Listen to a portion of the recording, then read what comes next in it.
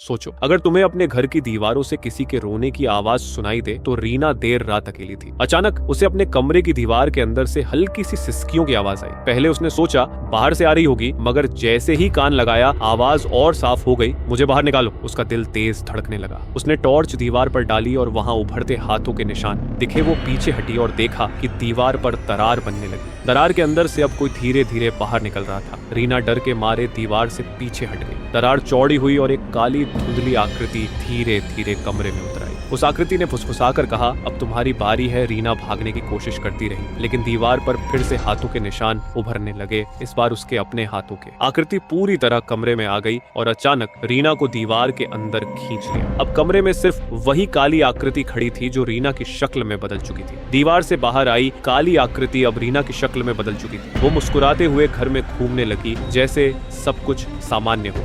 लेकिन असली रीना जो दीवार के अंदर कैद थी, चीख रही थी। कोई उसे सुन नहीं पा रहा था। कमरे की खिड़की अपने आप बंद हो गई और लाइट्स टिमटिमाने लगी। काली रीना ने आईने में झांका और उसमें असली रीना की परछाई दिखाई दी, जो हाथ जोड़कर बाहर आने की भीख मांग रही थी। लेकिन तभी आईना दरारों से टूट गया और सब कुछ अंधेरे में समा गया। अगर ये कहानी डरावनी और मजेदार लगी हो तो चैनल को सब्सक्राइब कर लेना। ऐसी बहुत सी हॉरर स्टोरी आने वाली है।